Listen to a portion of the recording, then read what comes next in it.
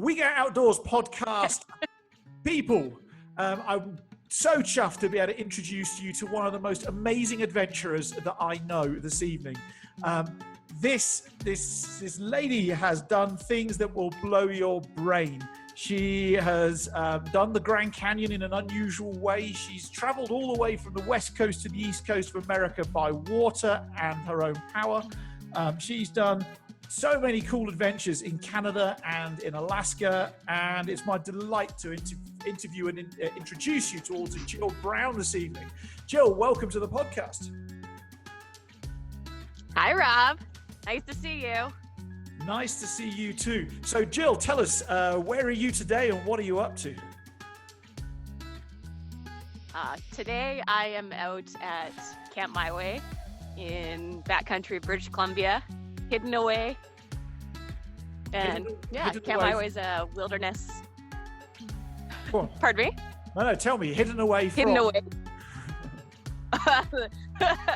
All of society, but the coronavirus. In the most healthy, natural place you could possibly be, whether there's a virus going around or not. So tell me more about Camp My Way. What's it all about? So Camp My Way is a wilderness well-being program for veterans, first responders, at-risk youth, their families, and essentially anyone affected by PTSD and stresses. And we bring them up here. We go camping, canoeing, mountaineering, all the amazing things you can do in nature, and practice the tools that myself and Terrence, the founder, Terrence Kosikar, have utilized to heal ourselves through lived experience. So offer routines and the tools that essentially we've used to heal as natural as possible without pills and an office or judgment. That is super awesome. Super awesome. The power of Mother Nature is quite amazing when it comes to helping people's heads get to a place that's healthy for them. Oh, most certainly. Yes. So whereabouts did your journey in the outdoors or your life in the outdoors start? What are those early memories that triggered you to be spending your adulthood in the woods in British Columbia? So I would say I was born in Ontario, and I think within the first 6 months, we were in the process of moving. So I was brought out to our family cabin in northwestern Ontario, which is on a small island. So I was immediately immersed in a somewhat remote place. There were people around, there's others on the island, but my great-grandparents were there, my grandparents as well. And all of them contributed to instilling that love for nature, as well as paddling and the outdoors. But I like to say that it was when I was around 2, and my parents like to share this story, that I was crawling around and I found a dead fly on the ground, and I proceeded to pick it up, examine it, and then eat it. And I say I've been connected to wildlife ever since. But it was through growing up in northwestern Ontario on that island with my family that I learned to connect to nature on a different level, and found that was where I was happiest and got that passion for being around and on the water instilled in me. My grandma bought her first canoe when she was 18. She worked and saved up, and that canoe's still out there, and it was the first canoe I ever paddled. And then got my first kayak when I was 15. And it was just how I was raised out there. Everyone loved some form of water activity. Both my parents were competitive sailors growing up. My dad competed for Canada as a sailor when he was young. So there's always been that passion within me. And so people often and then I took it to go on. I've taken it to other levels, of course. Well, I was just going to say that a lot of the advice out there at this point in time is like, follow your passion, turn your love into your work, don't worry about the money, etc., etc. Like, practically speaking, how do you transition that love and passion into something that you actually get to do every day? I think a lot of it is letting go of that fear, um, whether it be the fear of potentially being judged by people around you or your family that what you're doing isn't normal. But that fear of how will I survive financially? How will I survive in general going after a passion? If your passion isn't career oriented in that sense, a lot of people are passionate about making money in business and that side of things. Um, but when it comes to a passion for something creative or an outdoor activity, you have to go in with full belief you can make it happen and have that courage to not stress so much about the finances. I still do, of course. It's impossible not to, because it's the real world and you do have to pay bills and taxes and all those things. And you need equipment to make these things happen. You need food. Um, but it's no, just having that knowledge that you know that you can make it work somehow. What do you have to do to actually make this work? Because canoeing across America was almost a year of your life without working. How, practically speaking, like what is it that you actually have to do that's hidden away from your Instagram account and away from your Facebook page that people don't actually see? So I think the big thing is the comments I get every single day on my social media is, I want your life. Your life is amazing. I want to be outdoors all the time. And yeah, I go outdoors every day. I go for a walk. I go work out outdoors. But 86% of the time, I'm in front of a computer, just like everyone else, because I have to raise funds. I have to make money somehow. I have to edit the photos. I have to communicate with other people, sponsors. And that goes on a trip too. So I'll finish paddling a 14-hour day. I'll have to download the photos in a tent. I'll have to edit some photos in the tent while I'm exhausted. And I have to send them to sponsors that night too. And then write a post for social media, be active on social media throughout the day. If I'm not doing that, I'm not going to get the sponsors that I need to make the trip happen. As well as when you have a passion and you want to do it, you'll do anything to make that happen if it's really your passion. And for that trip, that meant taking a painting job that was 13,000 square feet of a warehouse and painting it 3 coats all myself in 3 days to make $4,000 so that I could have money saved up for the trip. And that went on like 2 days before the trip happened. Cool. So the thick and thin of it is that this turning your passion into your job, in inverted commas, there's a lot more involved with it than social media would ever let us believe. Oh, of course. Nobody wants to see photos of me sitting in front of a computer every single day. I'm not going to share that. I'm going to share what inspires people to go and do that. There's, right? Nobody wants to hear about the boring stuff or the stuff that everyone has to do, the regular life things like paying bills and going grocery shopping and all that stuff.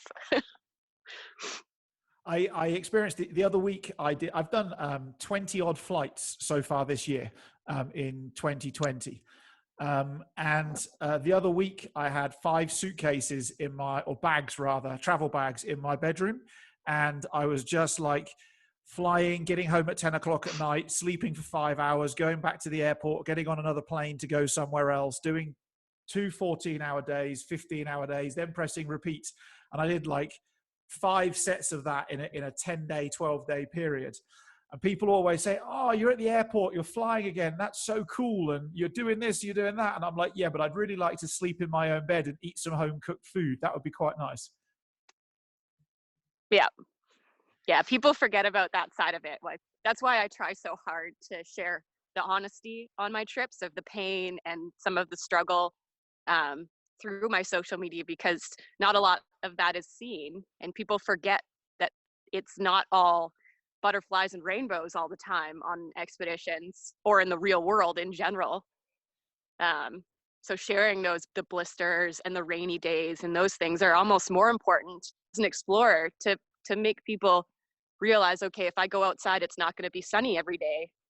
there is going to be hard days, even for professionals who have done all their research and everything. They have miserable days. Cool. Now, I first heard about you from a mutual friend of ours.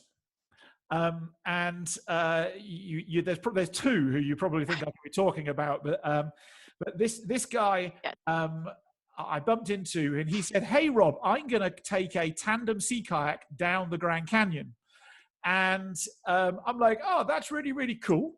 And then about 6 weeks later, I spoke to him, and he's like, "Yeah, and now I'm going with this girl called Jill," and I'm like, "Have you asked her yet?"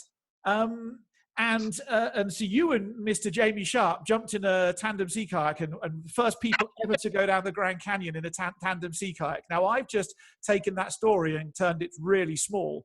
Can you tell us all a bit about how you got involved with that, about that trip itself? Just go for it. Okay, so I met Jamie Sharp about 6 months prior to that trip. Through Sea to Sky Expeditions, which is a tour company that does hiking and paddling adventures. And they had hired me to come out and document one of their trips paddling with orcas through the Johnson Strait, which is between Vancouver Island and the mainland in Canada on the west coast. And he was the main guide for it. So we got to know each other more on that. While we were on it, he started talking about this crazy idea of taking a tandem sea kayak down the Grand Canyon. And I didn't really know anything about any of it and what Jamie did in general, other than he was a paddler and he did these tours and things, and he was cool. And so I had expressed interest in it, and come, I guess, the beginning of February, maybe end of January, but a week prior to the trip, I get a message from Jamie saying, "Hey, so my partner for that tandem trip has bailed, and you had talked about being interested. Do you want to still go?" And I was actually en route to paddle the ferry route from Horseshoe Bay to the Sunshine Coast. Like, listen, I'm about to go paddling. I'll let you know at the end of the day, in a number of hours when I'm done. By the time I got down to Horseshoe Bay, which was like 30 minutes later, I'd already messaged him back being like, "I'm in." What do I got to do? And like 5 days later, a lot went on in the planning process. A lot of people had to bail. There was big blizzards that were supposed to be my ride down to Arizona, all of this stuff. So it ultimately was fairly chaotic, and I ended up on a flight down to Arizona. Got picked up by Jamie and Ryan, who is one of our other team members.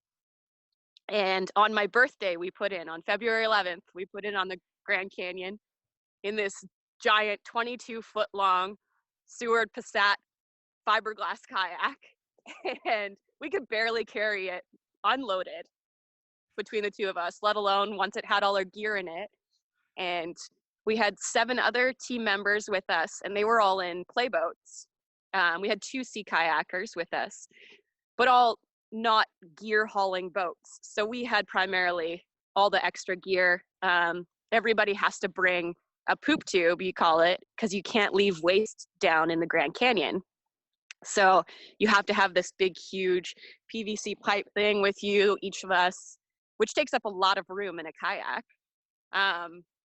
So our tandem was really, really heavy. So the first day when we put in, it's flat water at the start at Lee's Ferry. So we tried to roll it to see if it was going to be possible, and there was no hope. So that instilled some fear, I would say. We're like, okay, there's no rolling this on this trip. We're going to be swimming if we go over. Luckily, it was only the second day, and we were just screwing around and not paying attention, and we hit a little whirlpool and it flipped us, and that was the only time we actually swam on the entire trip. It was day 2 in a very small rapid that we shouldn't have swam on, but it definitely was a wake-up call doing that and not wanting to swim in anything bigger than that alongside this beast of a boat. So that was the only time we swam. Jamie was able to roll us one time, kind of with the assistance of a lateral wave in one of the big rapids. Yeah, but that was when our rudder broke on the back. And Mm. because it's such a long, heavy boat, you really rely on that rudder. There's not a lot of steering with this boat. It's you kind of pick your straight line and you're hoping that you through it, and you use the whirlpools, the holes, the laterals to kind of assist you to make minor adjustments to avoid bigger features. But yeah, it was, yeah. I'm glad I hadn't done a ton of research on the trip beforehand, because it helped with the just going for it. I didn't really want to scout out anything. I'm like, you go ahead. I don't want to see it. Let's just go, because I know I'm going to be in pain afterwards either way. Because the boat was so long, I was in the bow, and when we'd go into these huge waves on the Grand Canyon, the bow would just go straight into the wave with me in it. So I would just be under a wave, and Jamie would kind of ride over top of it. And then I'd pop out on the other side. So I was just getting thrown back all the time, and I'd come out of a wave and like pat myself down thinking my helmet's gone, my PFD's gone, because I was getting hit so hard. Yeah, but it was amazing. I didn't think that we would survive, or the boat would survive, but we did it. I think 12 days in total. Fucking, excuse me. we went through the canyon very quick. What was that moment in the canyon when you were like, oh my goodness me, this could end badly for us? Good question. I think when the rudder broke, that was a pretty scary moment, I think, because it shot us left. Which, like I said, Jamie was able to roll us, but it was just when we pulled into shore and I looked over my shoulder at Jamie, who does this, who's just the craziest person I know, and he was ghost white. That was that, like, okay, if Jamie Sharp, this person who loves this kind of thing, is completely terrified right now, I should probably be a little bit more fearful at the moment of what's to come. So ignorance is bliss. Yeah, at times. When you have a team that has your back and you can trust and that knows what you're getting into. I knew Jamie had been down there once before, and then 2 of our team members had done it multiple times prior. So I knew that they knew what was coming.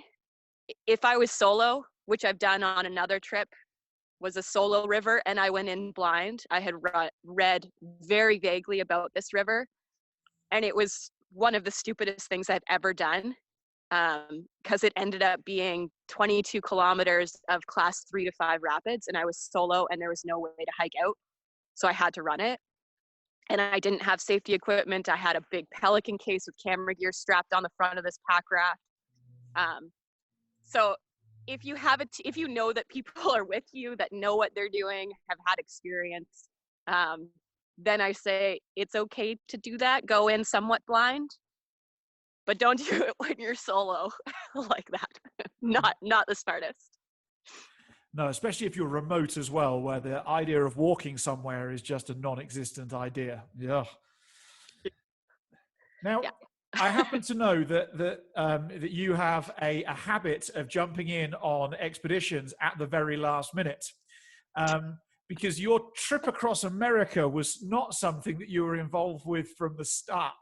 So where did you step into that idea of paddling across America, and how did that come about for you? Yeah, that was another one. I had more than a week's notice, but ultimately it was only maybe a little over a month to plan to be away for what was supposed to be 210 days. And that was to replace 3 team members who had backed out of being a part of the trip. The trip was already planned. They had the sponsors and funding already, and it was going to go ahead, and they just needed somebody who was capable of documenting the trip as well as paddling it. And that, I think a lot of it was also making sure that the sponsors could trust that person as well. And I had enough of a name, I think, in there, as well as I had been active enough on social media that they put that trust in me to bring me on. So it ended up being from a 4-person expedition to just 2 people, so myself and the one other in a canoe. Which is crazy. And what if anybody who's listening to this has got any geography going on in their head, they'll have heard of something called the Continental Divide, which basically means, from my very limited geography, that actually you had to canoe uphill for about 50% of the journey, followed by downhill for about 50% of the journey. How does all that work for you? So I'll do a little play-by-play of the trip for people that haven't heard about it. Mm. So I started at Astoria, Oregon, on the Pacific Ocean on the west coast of the United States, and paddled up the Columbia River, so against the current and tide up until the first dam. You're battling both. The trip started April 28th, so that's when the spring melt is going on, and the Continental Divide and the mountains there had 170% more snowfall than normal. So the dams were wide open and the rivers were flooding. They were 9 feet higher than normal as well. So for one, camp spots were much harder to find than originally planned, and dams were wide open. So planned portages around the 4 dams on the Columbia that we faced were not accessible. So portages became quadruple the length, as well as the takeout spots were not nice flat roads, not planned spots. So it was climbing cliffs and rocks, lining boats, everything that we could do. So some portages that were meant to be like a kilometer long ended up being up to 16 kilometers, things like that. And that was just the Columbia. And so the Columbia River, I think it was 18 days paddling up the Columbia and portaging the 4 dams there, which got me to the Snake River, and then paddled up the Snake River with another 4 dams to Lewiston, Idaho. We reached on the 24th day. And from Lewiston, Idaho, that's on the west side of the Continental Divide. And you can't really paddle up the rivers any farther than that. So from this hiking over the Continental Divide with the canoe. The canoe was on a canoe cart, so it was rolling, wasn't on shoulders. But it did have a pack on with gear in it, and the canoe was strapped to the back of the pack, so I was pulling it up the mountains. And the second day of that, I broke my foot. I was going to ask, because you're stubbornly courageous or incredibly brave or have an amazingly high pain threshold or something, because most people, if they broke their foot, would have just quit the idea of towing a heavy canoe behind them attached to their backpack. How did you break your foot, and how did you carry on afterwards? It was a stress fracture, which is the most common injury in the military, and it's just from hauling so much weight. So I had all the gear on, the backpack, camera gear, and then pulling this canoe, which alone weighs 90 pounds, and then it had gear inside of it. And it was the first hill that we were going up, and I felt it snap. And a big part of the push for me to keep going was I'm always training for these things, my body and my mind.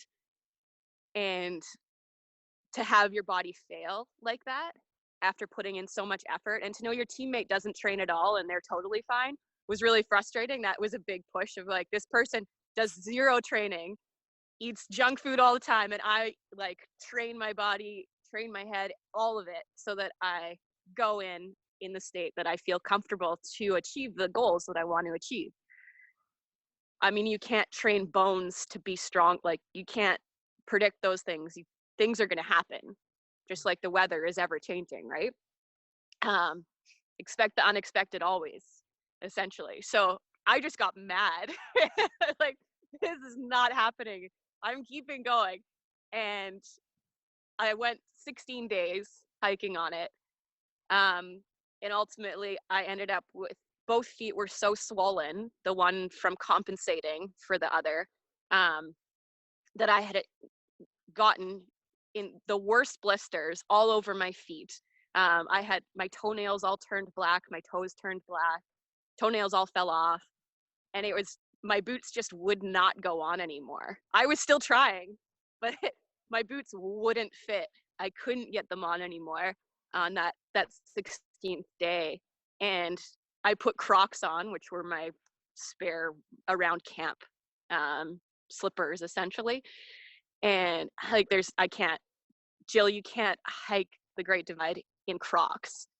And it was the hardest moment to turn to my partner, my paddling partner, and say, I can't keep hiking. And a big part of that was trying to look forward to, if I want to keep going on this trip, I now have already infected open wounds on both feet, and I'm about to go into one of the most polluted waterways in North America, the Missouri River. Is that really the smartest plan? That was something I had to keep telling myself. It's like, if I don't let these heal, that's costing me the entire trip. So on that 16th day, I hitchhiked to our next camp so that I still had that experience of the plan of the 30 kilometers that I was supposed to hike, and still got to connect with the people along the way, which was a big part of the trip for me. And by the time we got to Helena, Montana, that was the 20th day of the hike, we took 3 rest days. Our canoe needed a patch job anyways. So we rested there for a couple days, letting my blisters all heal and close up. And and then went on the Missouri River. And then the intention then is the Missouri River all the way down to the sea, right?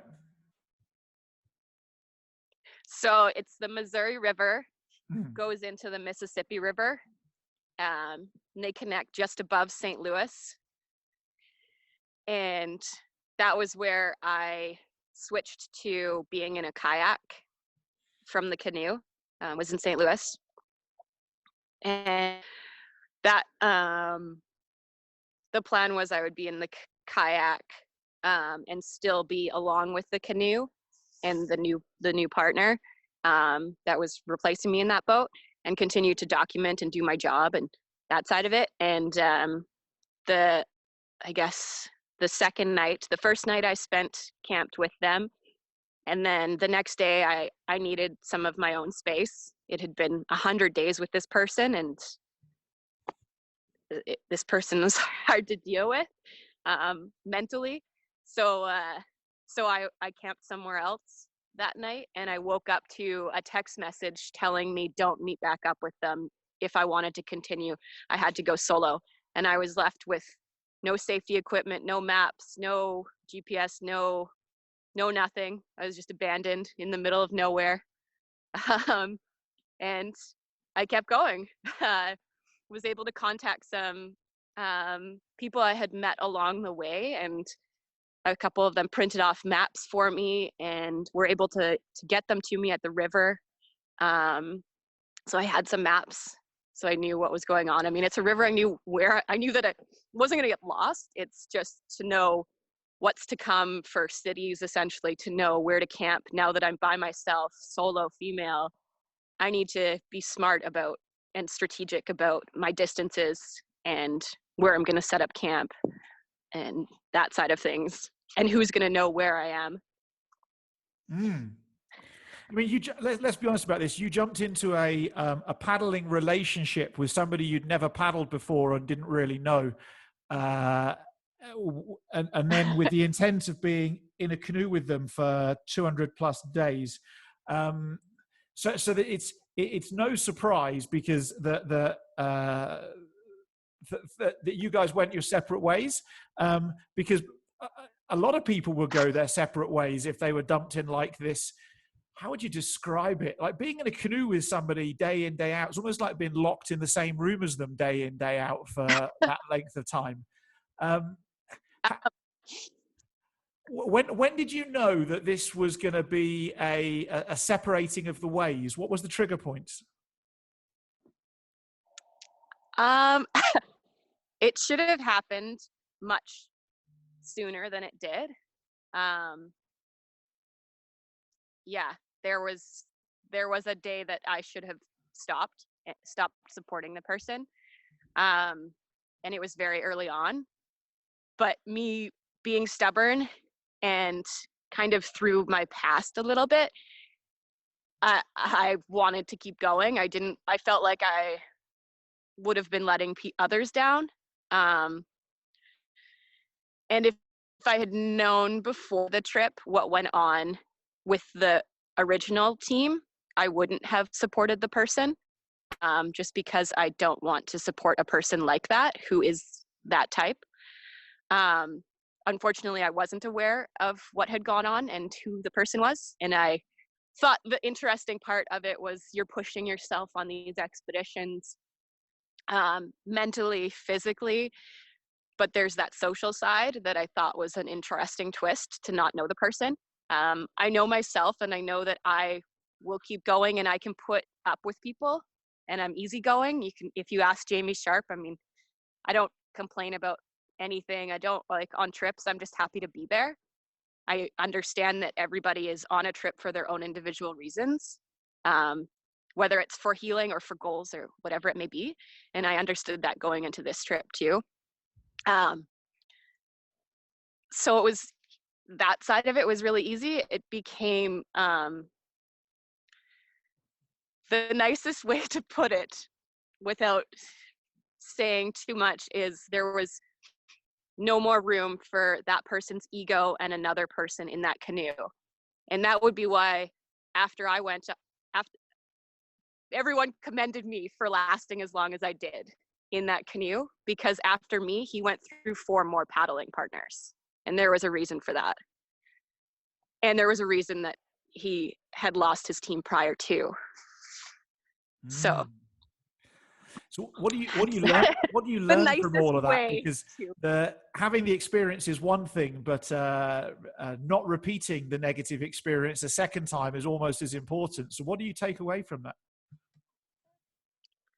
That's a hard thing to ask, because I also view it as my job as a documentary photographer and doing these expeditions is to be able to cope with any personality, because I'm going to document their trip. So I'm not necessarily going to know this person and who they are.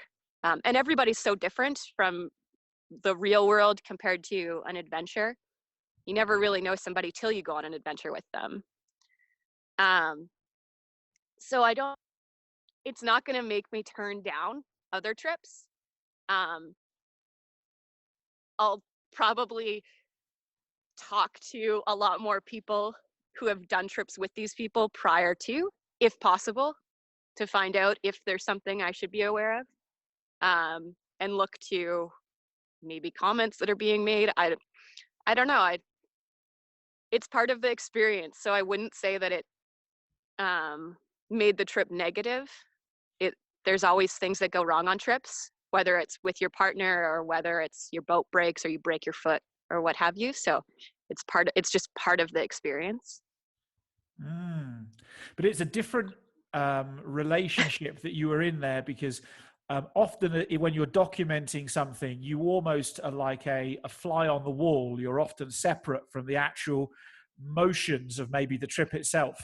But when there's only 2 of you and you're the person who's, I'm not going to say trapped, but it's the only word I've got in my vocabulary. So trapped at the other end of the boat from that human being.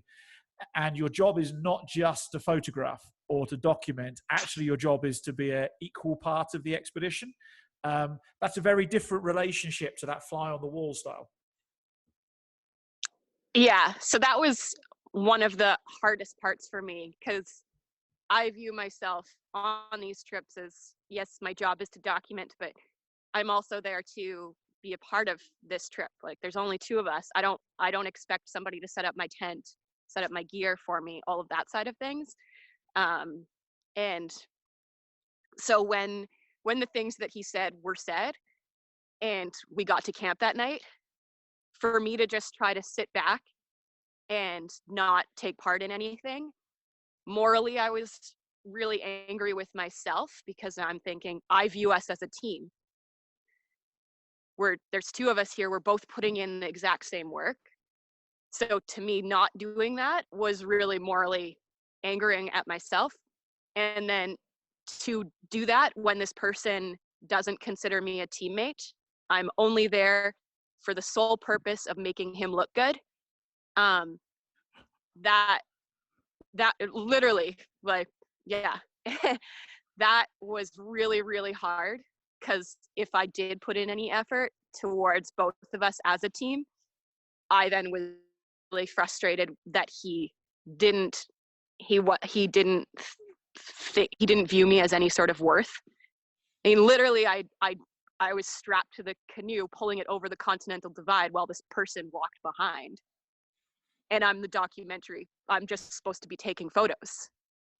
Like, and for me, I couldn't comprehend how I couldn't be viewed as a teammate with doing all of that, as well as the only person that was engaging with our sponsors and doing all of this work while the other person slept. Like, it just didn't make sense to me.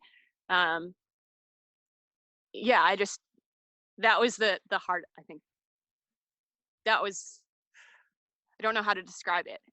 It was confusing at that point. And yeah, it was just a moral thing that was more so why I felt I needed to go into the kayak. And how was that transition into the kayak? The day you got the text message that morning to say, like, there won't be a second date. Please don't come back. That text message. And then you got in the kayak, and where most people would have said, I'm going back home, you carried on. What changed in that solo experience? A big part that helped with keeping me going, I mean, I was I was scared, of course, at that moment. But again, it was that anger, just like breaking my foot. It was like waking up to a text message and being abandoned with nothing. I was so angry that I just wanted to prove to everyone that, like, go F yourself. Like, you have everything possible. You had a teammate that was doing everything for you. You had all these things. You better effing finish, because this person's going to prove that they can finish by themselves without all that stuff.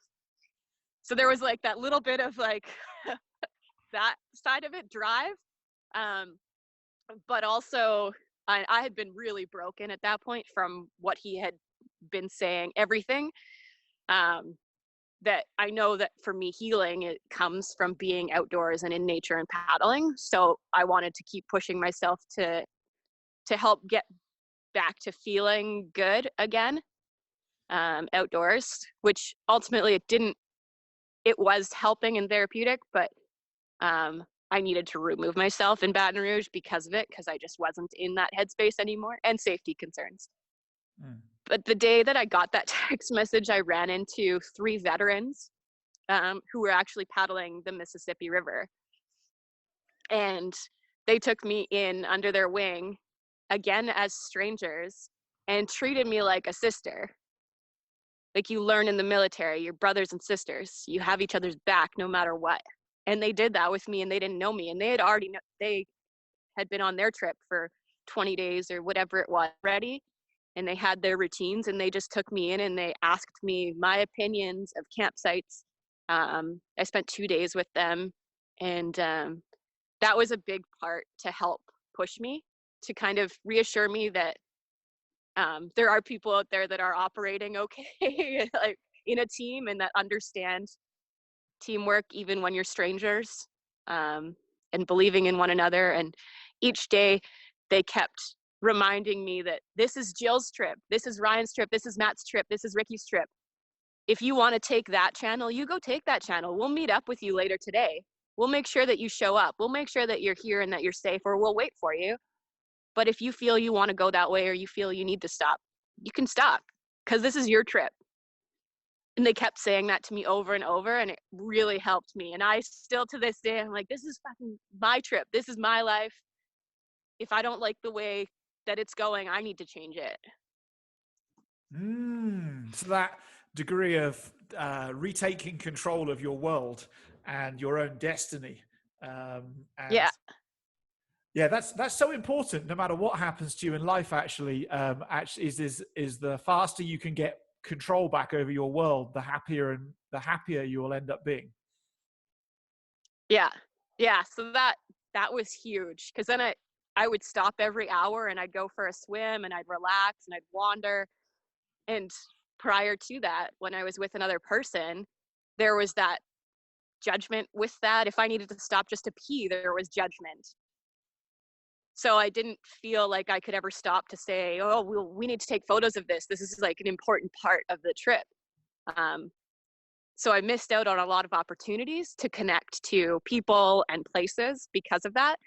But once I was solo, I had that freedom, which was incredible.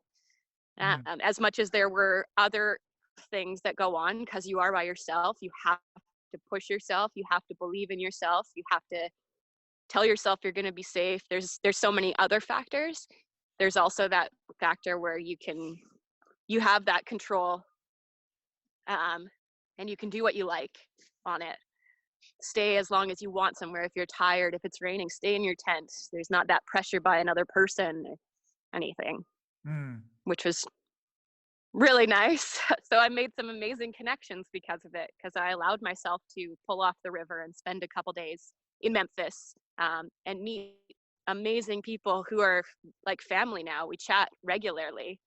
Um, Everybody that I connected with on the river, I've stayed in touch with, uh, which is the best part about the trip, really, was the people I met along the way. I was going to say, because the people, but also, so a few years ago, I kayaked around Scotland in the UK Yeah, over 3-ish weeks. We had the time pressures were against us. Um, and so we went around Scotland. I won't say at light speed, but we were putting serious miles in every single day. And yeah, when I got home, people said, "Oh, and how was such and such a place?" And I'm like, I don't know. It's a point on a map that we paddled past, and then we camped on a beach, and yeah. then we paddled past other places. And I suppose one of my biggest regrets is having gone so fast. And I wonder for you, how if you were to go back and get some opportunity to repeat some of it, where are some of the places you'd like to go back to either reconnect with people or places or environments? What's on that bucket list? Oh gosh. Well, it's on the bucket list to still go and paddle the Gulf of Mexico, because that was the original plan, was to paddle all the way to Miami, Florida. Hmm. Um, but I pulled off in Baton Rouge, um, due to weather, mental state. I was coated in poison oak, and bites and all sorts of stuff, and it was all infected and horrible. But a lot of it was that mental state, and then the safety of not having any sort of equipment and knowledge of the Gulf. Um, and Hurricane Michael hit 5 days later. But that is the biggest goal. That's number one probably. But every day had so much beauty that it'd be so hard to pick. And every single person I met, I have this amazing connection with. So I couldn't say like, Pay at Tobacco Gardens, love her to death, like a mom. I call her my river mama. I want to go see her, but I want to go see Thomas Iyer in Lewiston, Idaho, who connected us with the Nez Perce tribes, the native tribes in that community, who took us to schools and introduced us to schools the kids were building canoes. Um, the strangers in Astoria, Oregon, who were the first people to know about our trip and gave us high fives and things. I couldn't, when it comes to the people I met, I would go back and drive the entire route just to say hi to every single one of them again. Yeah, like Francisville, the couple there, I ended up at their place for a couple days. They helped me, and I was not in a real good headspace, and I needed a day off the river. Um, and I went and I felt bad for coming into their home like that and them giving me food, and it had kind of built up. I'm not one to do that. I'm not very good at accepting help and asking for help. And for these people to not even have me asking and them giving me food the entire trip, whatever they could, whether it be driving 6 hours to pick up my kayak from Winona and driving it to the river for me, a complete stranger, to people along the way giving money while we're hiking over the Continental Divide, complete strangers. Like, all of those things to me is not, no, I've never experienced that kind of kindness. And I always felt like I needed to give back. So when I was in Francisville and took that first day while I was solo off, I ended up going to their house and painting their house for them, their new house. I'm like, I can't accept any more from anyone. I need to pay somebody back. So I went and painted their house for them, which really which helped. Isn't it amazing when people see you doing something that they would deem to be incredible, how incredibly generous they become at exactly the same time? Like the world is, I often say that the world is full of 99.9% incredible human beings.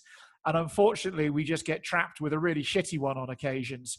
And but once we're separated from that, like, it doesn't matter where we are and what we're doing, there is then just beautiful human beings around who do stuff. When I went around Scotland, I crawled up a beach on a very wet, cold, miserable day. I was freezing cold. Like, it had sleeted most of the day. I don't know, it's like 2 degrees centigrade. I was in a dry suit, but it was still horrible. I'd kayaked, I don't know how far we'd kayaked that day. We'd been on the water for 9 hours, which meant battling tides for at least 2 of those hours. We were just exhausted. And I crawled up this beach, dragging a sea kayak behind me. And this old lady who must have been 75 said, "Oh, my caravan's over there. You should come there and get warm." And so I turned up at her caravan with her, and her husband was there. And smelly, dirty, and they welcomed me into this warm caravan and gave me chocolate bars, and then said, "Would you like a little whiskey?" And I said, "Oh, a little whiskey would be amazing." And I kid you not, the old guy poured me a half-pint glass full of whiskey and gave it to me. And well, I slept quite well that night. Amazing. That's one of those things that I really wish I had captured more of, was that generosity and the stories of the people that I met along the way. I was so captivated by each person and so appreciative that I didn't document those encounters as well, or very well at all, if at all. A lot of the people I didn't take photos of. I don't know, and I've always been kind of that way, and I don't know why. Like, I was just back in Winnipeg, and I didn't take any photos of my family at all. Mm. I'm not sure why that is, but I wish I had done that more. So I think that would be a big part if I were to go back. It would be to find out, share more of the stories of the people that I was meeting along the way, because it was so much focused on the other person in this canoe that I think maybe that might have been a part of it, was that weighed on me a little bit, was that I was there just to share that person's experience and document that person, that maybe that was kind of blocking me from allowing myself to share those connections more. But it's just unbelievable thinking back to the generosity. And it's so easy for us all to focus on the negative, because that's all the news is, that's all that it just always stands out, is the negative experiences.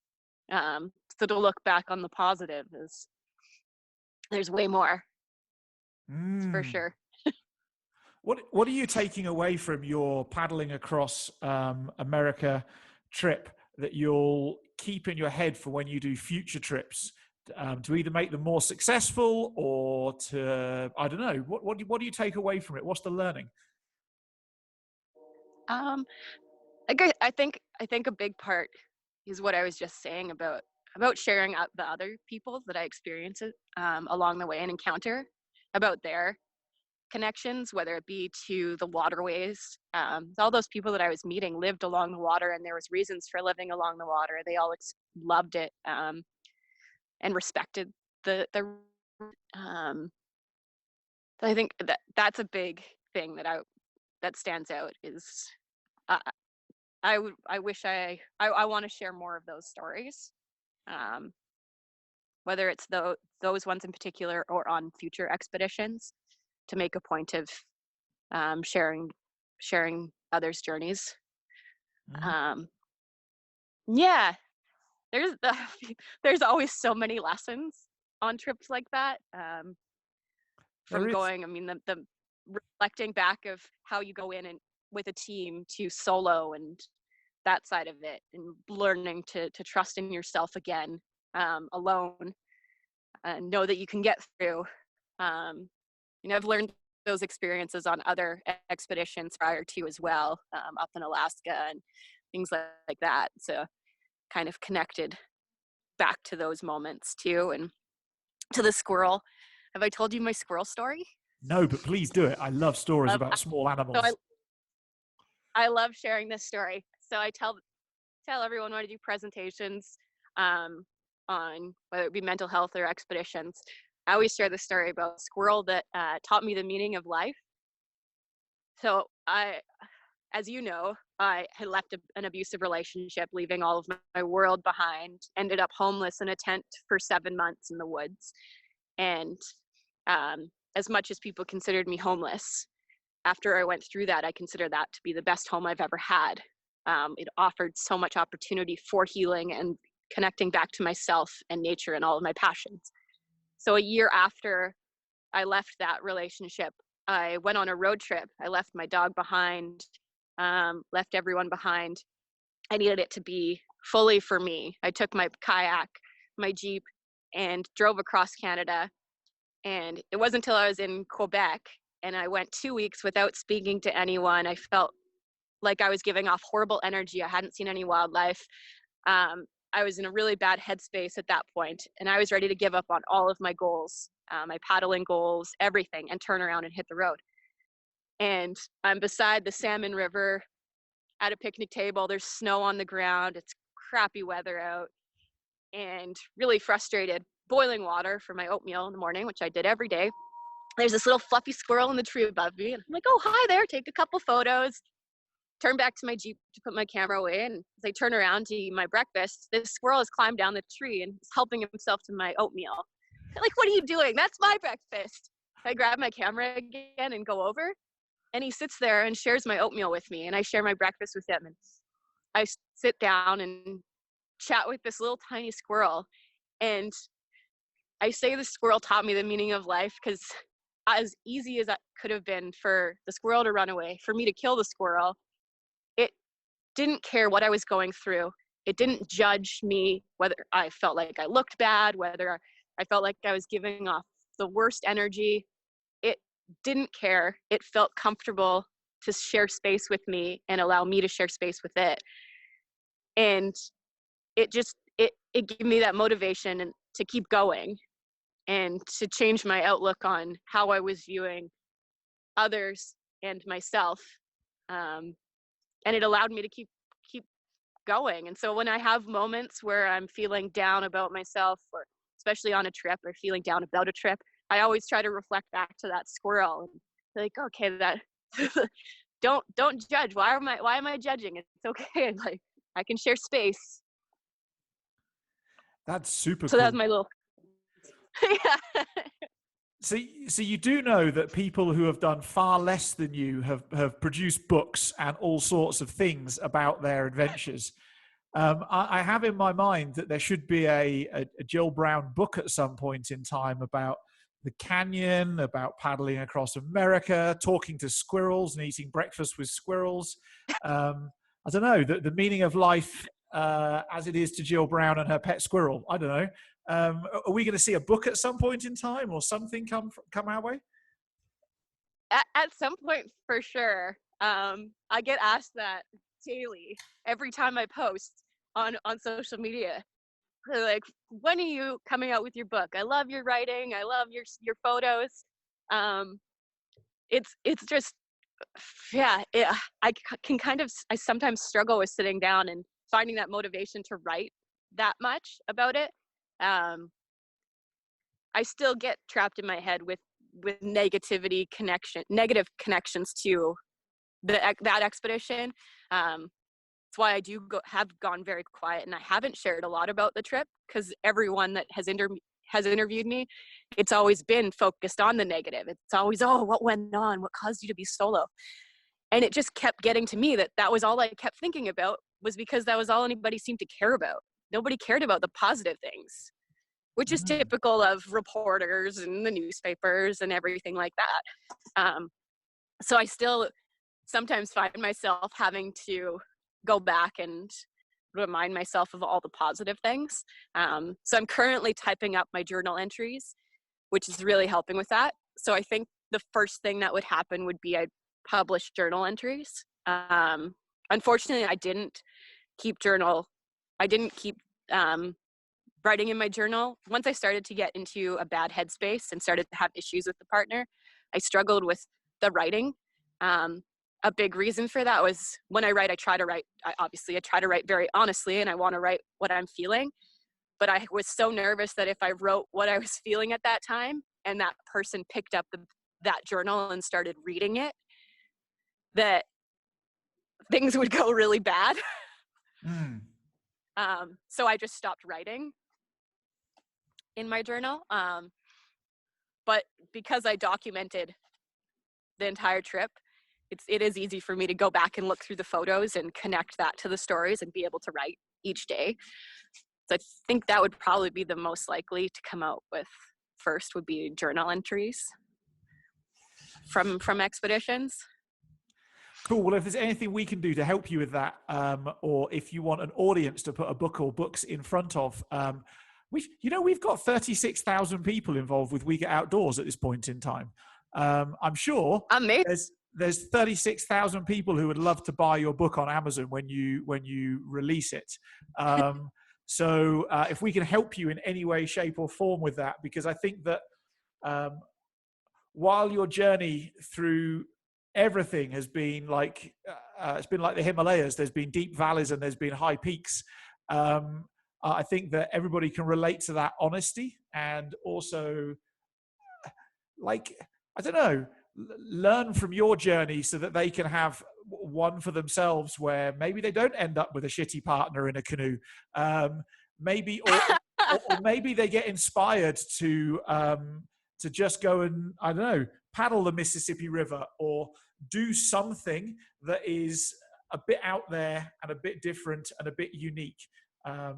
Because if you can inspire people to get in the outdoors, I interviewed a World Wildlife Fund photographer yesterday, and he said, Oh, amazing. Yeah, he's an incredible guy. And he said, what you can see, you can learn to love, and what you've learned to love, you will fight to protect.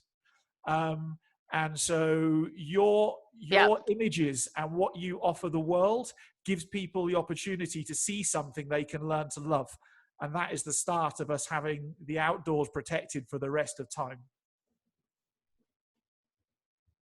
I definitely agree. That's like Steve Irwin said a quote very similar to that, about if we can connect people to nature, they'll be more likely to save it. Mm. So anyway, that's a big part of why I go to. Oh, no, go on, carry on. Sorry. Just gonna say that's why a lot of my expeditions that maybe you haven't heard about, that they're a lot more remote, like the ones that I've done in Alaska, like through Gates of the Arctic and the Noatak Preserve. When I plan trips and when I do trips for myself, I go to remote places that people haven't generally heard of to showcase them because they need protection. If you haven't heard of them and you don't know anything about them, then you're not going to care if a road is put in straight through them, even though it's going to affect your world in some way, because there's not going to be caribou around anymore and things like that. Your water sources are going to be changed, all of those things. That's a big drive for me, is to give a voice to those places in some way. And when we last spoke, you spoke about this desire of getting remote, but also getting to know the people who live in those remote environments, who, well, I don't know, who maybe wouldn't get to listen to the podcast because it's not available to them or easily available to them. And so I wonder for you, what's next? Like, you're in Camp My Way, you're in British Columbia. What next for Jill Brown? Right now, my focus is here at the camp. I absolutely love going on expeditions, but I tell my family that it's not, I don't have to go on a 150-day long expedition somewhere unknown with strangers or anything. For me, it's about experiencing something new, essentially every day, if I can. It's part of our human nature to rediscover places, explore places, have new experiences.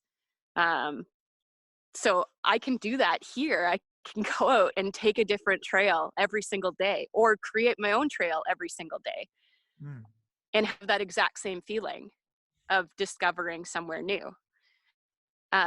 So that's really where my focus is at. And I can now share that with others who will benefit from it. I mean, everyone can benefit from it, but when people are in a place where I've been at, to be able to showcase those tools and connect them to nature and places that heal and things that heal. No matter who you are, nature's going to help heal you. I don't care. I don't care if you're in the city and you say, I hate nature. You go for a walk out here, you're going to feel good.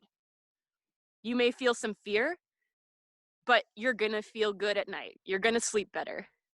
I can guarantee it. There's no disputing it.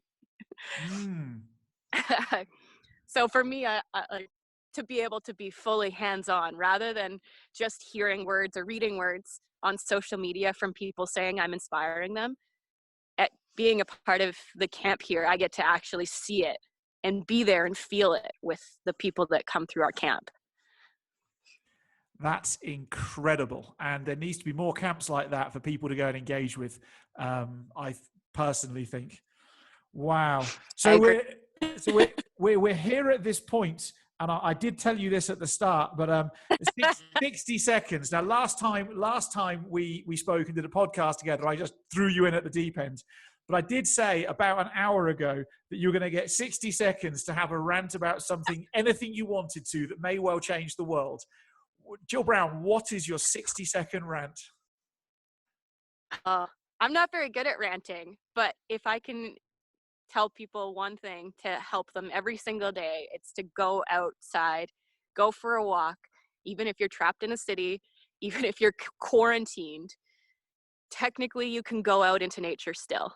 You can go to a park, you can go and talk to a squirrel and allow yourself to connect to that unjudging place, and be appreciative then when you get home and you're a little bit chilly and you're in your house and you have heat and you have electricity, and you appreciate everything a little bit more, as well as you're going to feel a little bit better because you've got that fresh air, you've got a little bit of exercise, and you maybe laughed a little bit because you were talking to a squirrel. I love it. So everybody, we need to get outside and talk to squirrels. That's it. That's it. No matter where you are in the world. I think that's fantastic. Jill, I just want us to take a couple of seconds now just to say thank you. I don't think you know what it is that you do for the rest of us in the rest of the world. But the positivity that comes out of your photography and your storytelling genuinely transmits much wider than you would ever believe. But in addition, being willing to go and take risks that most females would just run away from, and prove that it isn't actually a risk. It's actually safe. There's nice people who will look after you. You can look after you. You can heal you. And to be that role model is like to break down some of those norms. I just don't think that you realize how powerful that is and how much that means to the rest of the world. So thank you very much. Well, thank you for giving myself and many others a platform to share our stories. and help inspire others and reach more people. Well, it's cool. It's what I do. I enjoy it. It's a cool thing to do. So Jill, if people want to connect with you, whereabouts is it best that they go find you? Instagram, I always say, is my top one, which is Jillian A Brown Photography. There you can see, generally there's a photo posted each day. There's stories. I'm actually starting today to post from day 1 to day 50, to day 150 consecutively from my trip, so that you can relive it, give you something to follow while you're quarantined in your home, to relive the 150 days paddling across America. Cool. And if people want to support you, I have a bit of a plea, by the way, for people. If people, I believe that we should all be supporting people. Did you ever get your car back? I got it back yesterday and put with thanks to $3,000 worth of repairs and tires and everything from it being stolen. I got it back yesterday, so I was able to get out here, but I lost everything. Everything I own, all my gear, everything was in it, so it's all on.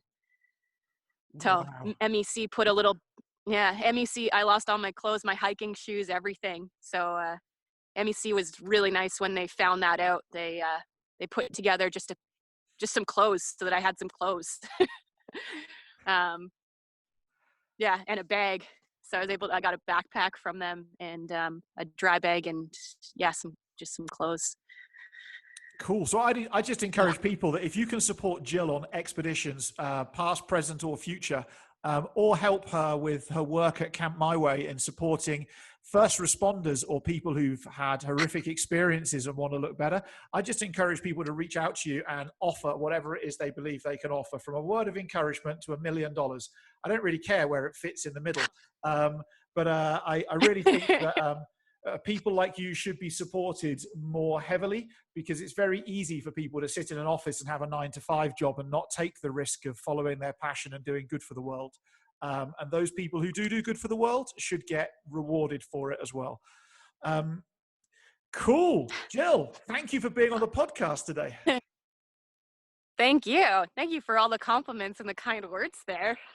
My heart is very full. Great way to start the day.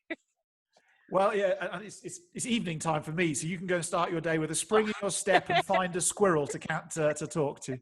Yeah. Well, you'll have beautiful dreams. If it was nighttime for me, I would have gorgeous dreams too. I will indeed. Thank you very much. This episode is brought to you by the We Get Outdoors tribe, where your next adventure is just one click away.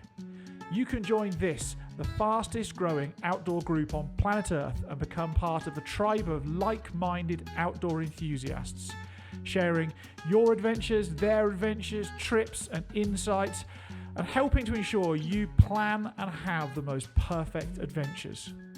Click on the link in the description below to join for free right now.